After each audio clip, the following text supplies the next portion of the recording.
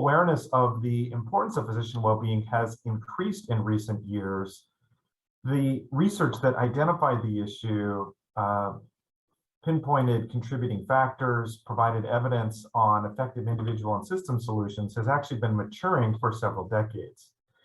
Over that interval, the field has evolved through several phases, and each has been influenced by changes in the demographic characteristics of the physician population, an expanding research base, and also evolution of our healthcare delivery systems.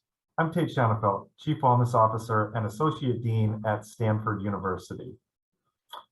The present article, entitled Physician Wellbeing 2.0, Where Are We and Where Are We Going?, is a perspective piece summarizing the field of physician well-being over the last 20 to 30 years.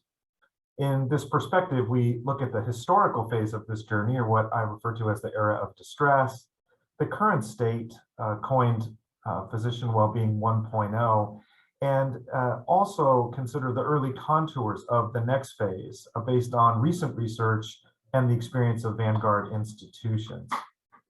The key characteristics and mindset of each phase are summarized, both to provide some context around current state, illustrate how the field has evolved, and to help organizations, leaders, and individual physicians transition from the Wellbeing 1.0 to Wellbeing 2.0 thinking.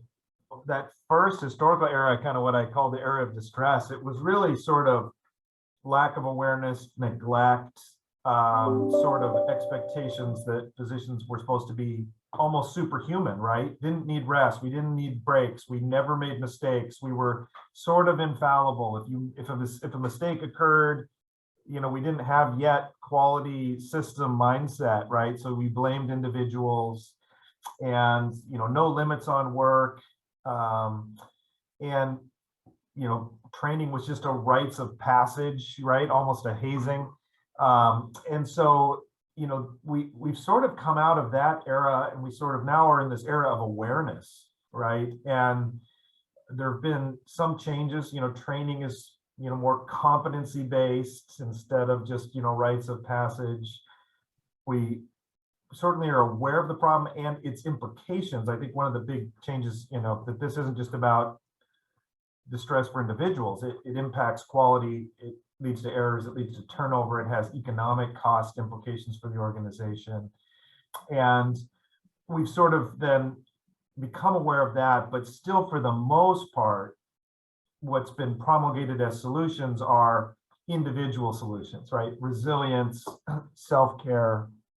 The perspective concludes with a call to action. It's important to note that now that many of the lessons of the Wellbeing 1.0 phase have been internalized, the profession, organizations, leaders, and each of us as individual physicians should act to accelerate the transition to the Wellbeing 2.0 era. Hope you'll enjoy this piece and that it will challenge you to think about how we can continue to drive the field, the practice environment, the culture of our organizations and profession to where we all desire it to be. We hope you found this presentation from the content of our website valuable. Our journal's mission is to promote the best interests of patients by advancing the knowledge and professionalism of the physician community. If you are interested in more information about us, our homepage is www.mayoclinicproceedings.org.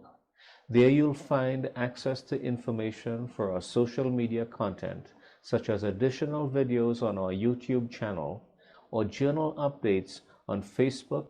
You can also follow us on Twitter. More information about healthcare at Mayo Clinic is available at www.mayoclinic.org.